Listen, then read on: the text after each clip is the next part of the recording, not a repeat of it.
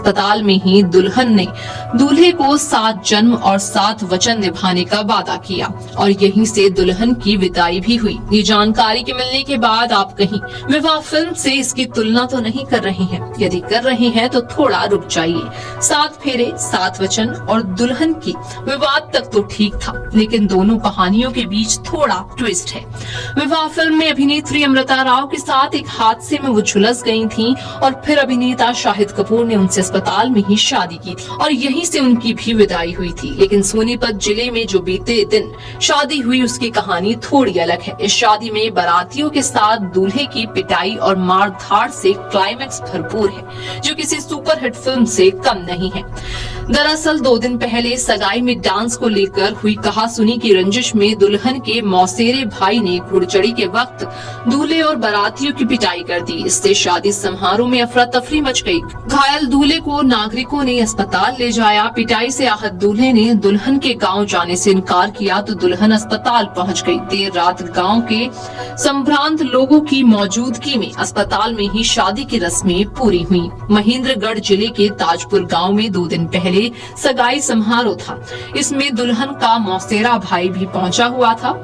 बताते हैं कि डीजे पर डांस को लेकर यहां उनकी दुल्हे पक्ष के लोगों से कहासुनी हुई। उस वक्त तो उसने कुछ नहीं कहा, लेकिन मन में रंजिश पाले बैठा था। इधर रविवार की रात गोहाना थाना क्षेत्र के खंदराई गांव में बारात पहुंची थी। शाम को नाश्ते के बाद दूल्हे ने जैसे ही घुड़चढ़ी शुरू की तो अचानक मारपीट शुरू हो गई। प्रत्यक्षदर्शियों ने बताया कि बारात शुरू ही हुई थी कि अचानक करीब 20 से 25 युवक वहां आ धमके और दूल्हे और बारातियों की पिटाई शुरू कर दी। इससे मौके पर भगदड़ मच गई और बाराती जान बचाकर भागने लगे। दूल्हा बुरी तरह से जख्मी हो गया। उसे एम्बुलेंस से नागरिक अस्पताल पहुंचाया गया।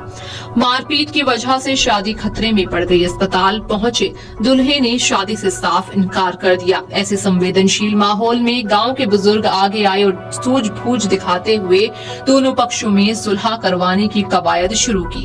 काफी नानुकुर के बाद आखिरकार दूल्हे के परिवार वाले शादी के लिए राजी हो गए, लेकिन दुल्हन के दरवाजे जाने से इनकार कर दिया। देर रात दोनों पक्षों में दुल्हन के घर के बजाय अस्पताल में ही शादी की रस्में संपन्न कराने पर सहमति बनी। इसके बाद दुल्हन को अस्पताल बुलाया गया। दूल्हा दुल्हन ने अस्पताल परिसर में ही एक दूसरे को वरमाला पहनाए।